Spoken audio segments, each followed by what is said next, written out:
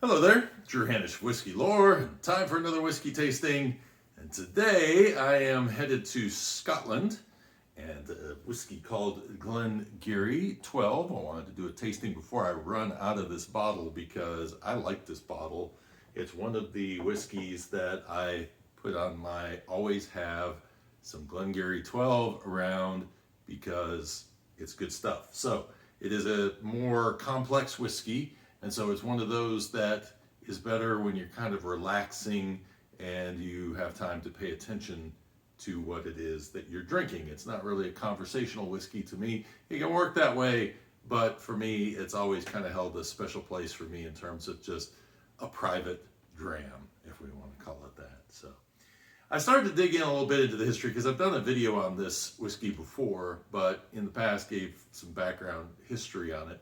So I thought, well, let me go back and look through time and see if I can find any special stories about this non-chill filtered whiskey that is the smallest distillery in Scotland, owned by Beam Suntory, and Beam Suntory owns multiple distilleries in the country.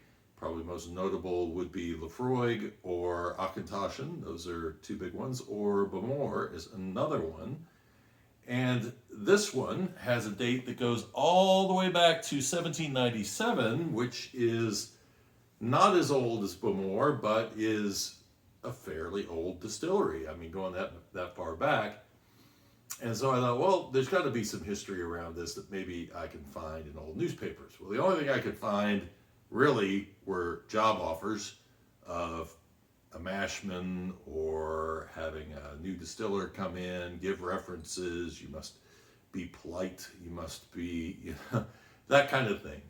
And so I didn't really see anything. And then I looked and I went, Old Meldrum. Is that Old Meldrum? Is that how you pronounce it? Aberdeenshire, Scotland. And this is a distillery that, I don't think I do have my map around somewhere nearby. I guess I don't have my map nearby. Interesting. I wonder where I took it. Anyway, it is actually the, as they say, the easternmost distillery in the northern part of Scotland. And so because of that, it is, but it's not on the coast. Aberdeen is on the coast, and Aberdeen is a good-sized city. So the question is, why is there not a distillery in Aberdeen? But there is a distillery that is miles to the west of there.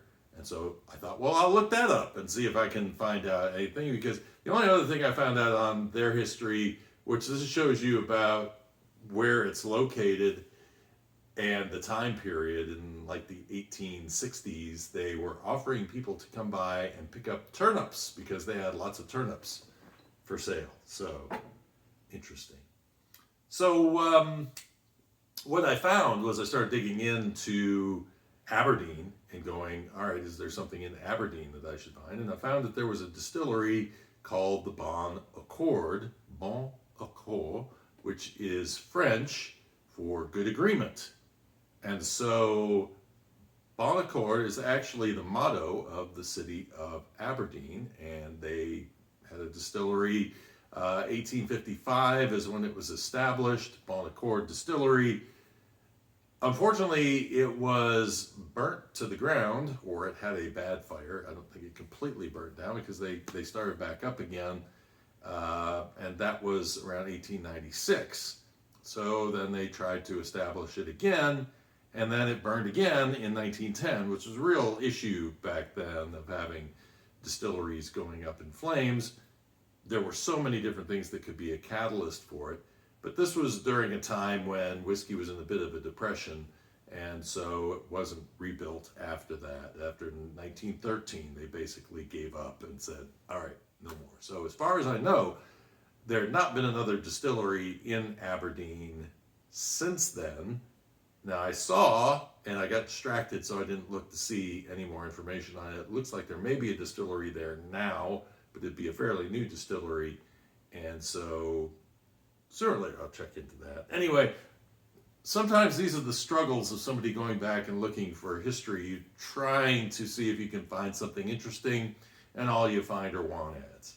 So that's where I ended up with it. Anyway, I thought it was funny because I was looking up how to pronounce the name of the town.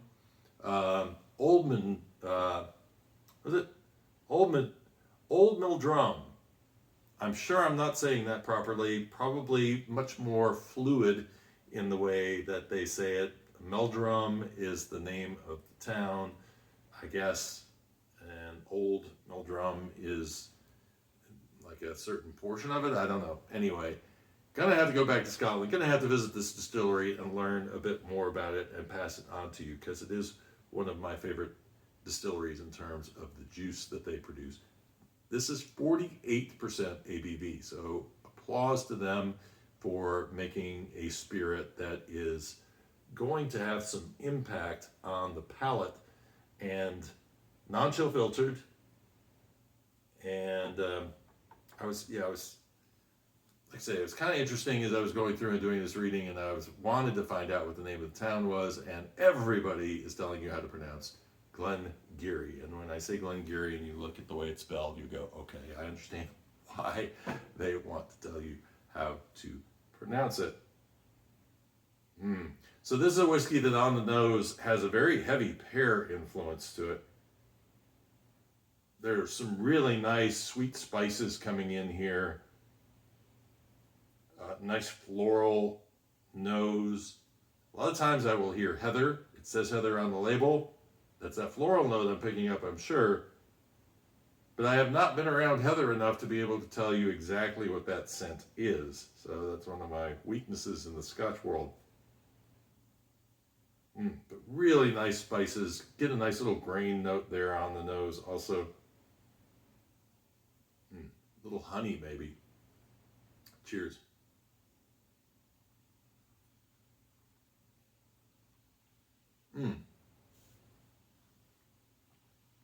You get hints of fruit, caramel,